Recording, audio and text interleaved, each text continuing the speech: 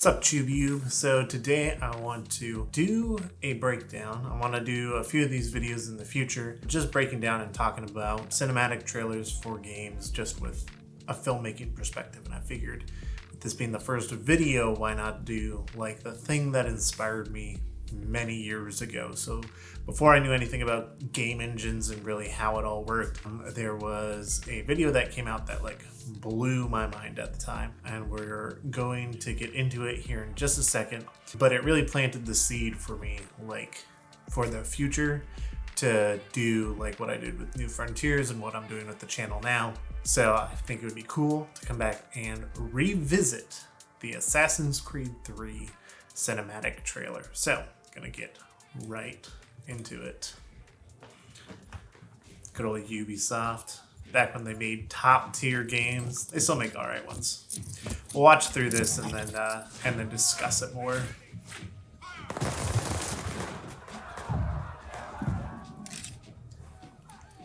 I remember seeing this, especially the eagle here. I was like, how in the world is that computer generated? My brain couldn't comprehend at the time. And die in the name of freedom. They speak of liberty and justice. Man, this still looks so good. The animation is just top quality.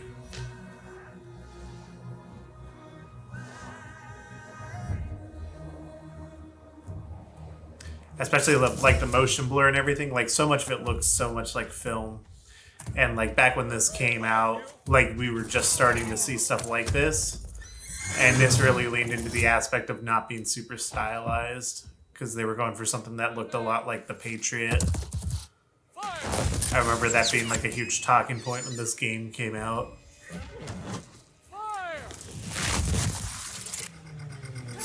Even like the facial animation and stuff still really holds up. All this action. I made so many action movies in high school that like was inspired by stuff like this. What's crazy too is like the gameplay made you feel like what this trailer sets up, which is something that I feel like we don't get as often nowadays. But this trailer just, again, even now watching it, I'm still so impressed. You guys are probably watching this now and then like thinking of scenes from New Frontiers. It's because it's had that much of an influence on me. Look at that. They got the grime on the lens there.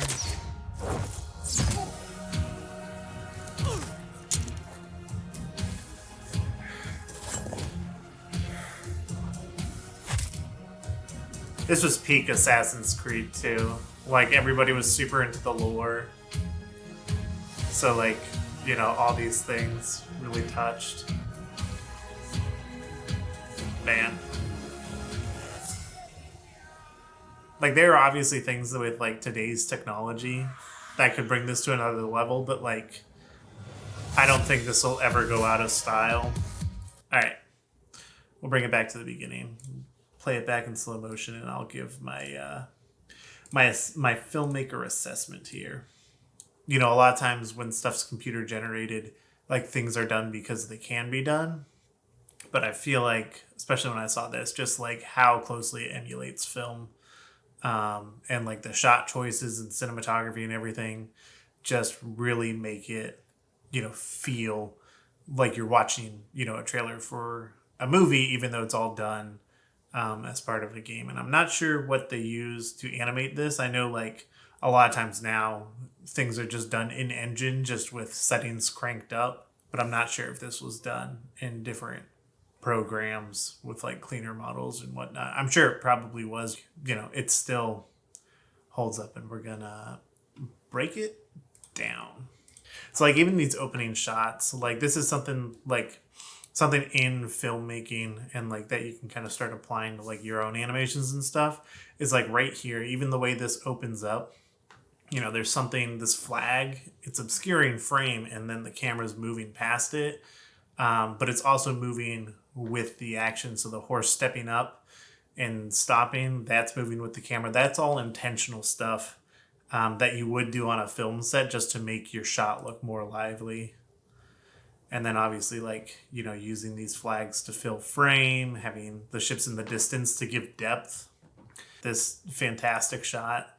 And I think this is one of the things that really, like, at the time set this apart from a lot of things, but like these different choices in focal lengths and camera angles. So, like, you know, this is a really nice tight. I think this is anywhere between 135 millimeters and 200 millimeters.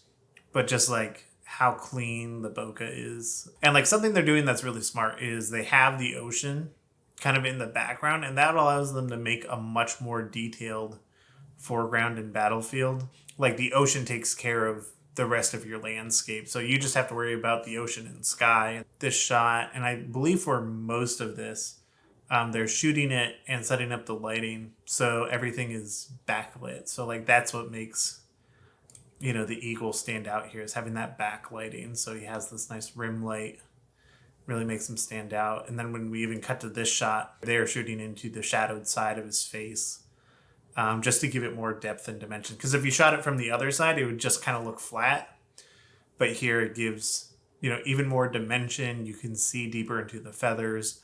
And then it really makes the animation pop as well. Yeah, and having this camera shake here. Because, like, you know, if you were shooting, like, I would assume probably what they did was they went to, like, a wildlife preserve or a zoo to film eagles to get ideas of, like, what their camera settings would be, but then also, like, how the eagle moves so the animators could use that as reference. And, like, you know, when you're shooting something like, you know, a bird who has, like, really fast movement, you know, you're going to be moving the camera a little bit to try and keep them in frame. So that's a nice little detail on this shot specifically that just feels natural because it feels like something you would do in real life. All right, I gotta speed this up because we're only 30 seconds in and I'm like stopping on every single shot to talk about stuff. This shot is pretty incredible. And again, they're using a foreground element to move past the camera to reveal more of what's going on. They're moving with characters. And again, see, we're shooting it the same way, like everything's backlit.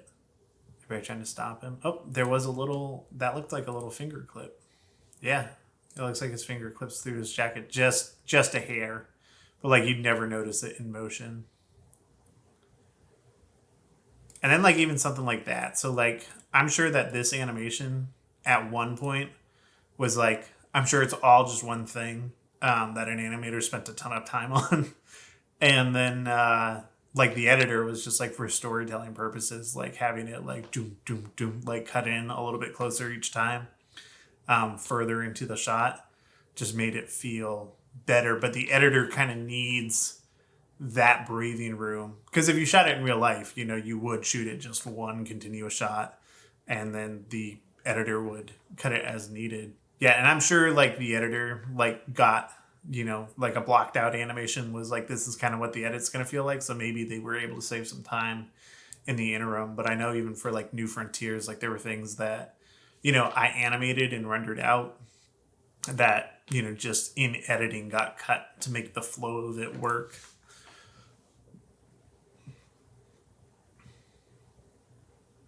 And once again, like even using, you know, those, like all this is timed out. Like using these explosions to dictate where in the frame you need to be looking. It's like over here, obviously you want to be looking like where he's coming from, but then the second explosion tells you like where he's going. Third explosion does the exact same thing. There's a reason that it wasn't the opposite direction. It's making you look a certain direction to motivate the story. Poor horse. I wonder what PETA had to say about that shot. And again, like now the camera like is starting to shake more every time it cuts to the red coats. The camera is shaking a bunch. When it's on him, it's just beautiful, you know, static. And then a lot of these shots, they're so short, but they're so intentional. And that's what makes a good fight scene. Like they're showing you only the information you need, but it's not like shaky cam, you know? like you see in some action movies that like kind of suffer from that. Not as much anymore. Like a lot of filmmakers have gotten better about it.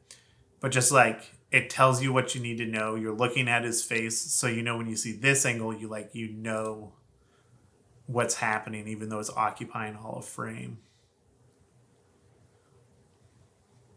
And then once again, we're using something in the foreground to make the motion more intense here. It's like even like back here, there's not something like directly in front of the camera, so it makes that motion feel a little bit slower. But then as we get into the action, we have some of these action shots, but then we're using elements of the environment to make the camera feel like it's moving even faster than it is.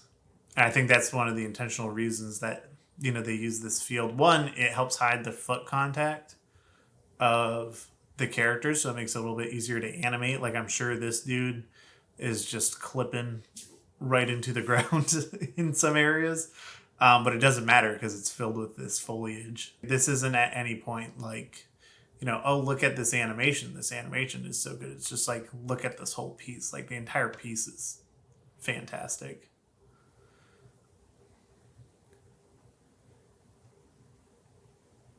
And like even as we've gotten into this, like there's a lot more golden light coming from the sun, like right there. It's way less dismal now. They're subtly changing that. That was a depth map composite, that looked like, to composite in some fog.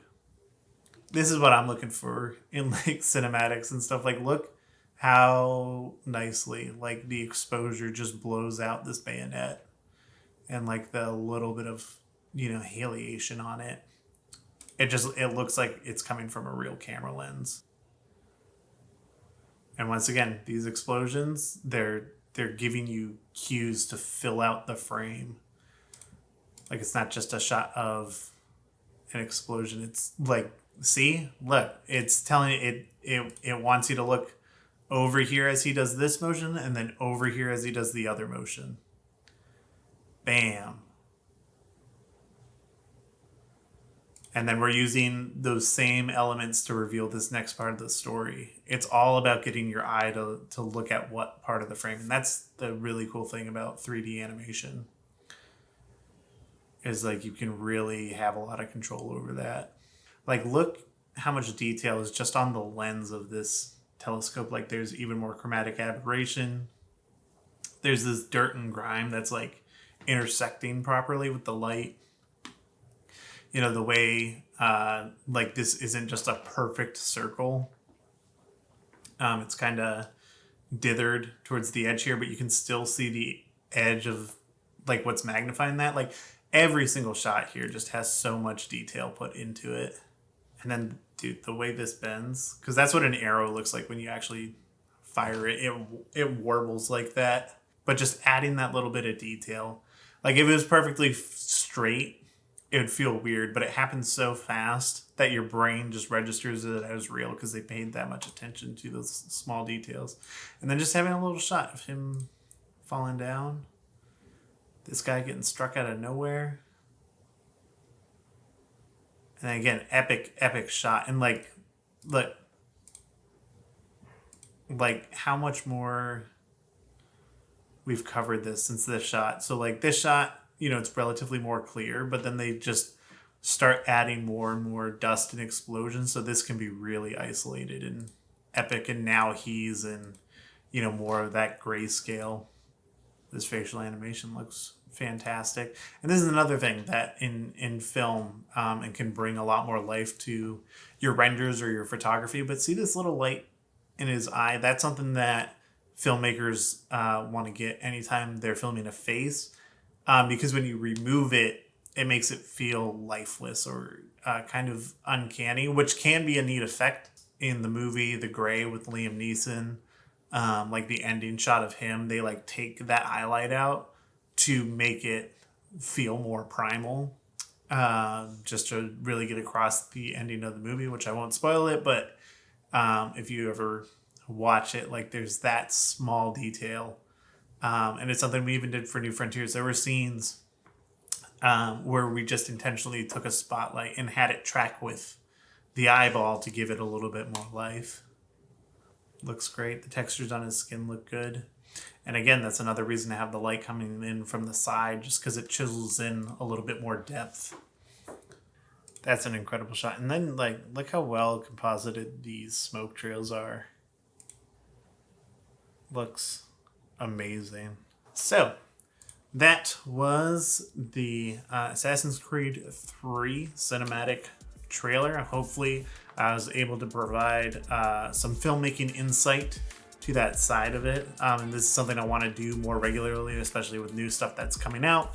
But I figured for this one, kind of go back to where it all started for me, and just seeing this for the first time, like, blew my mind. So if you enjoyed the video, go ahead and give it a like. And if you have ideas for other trailers I should check out and kind of provide the same sort of insight on, go ahead and leave those in the comments, and I'd be more than happy to do so.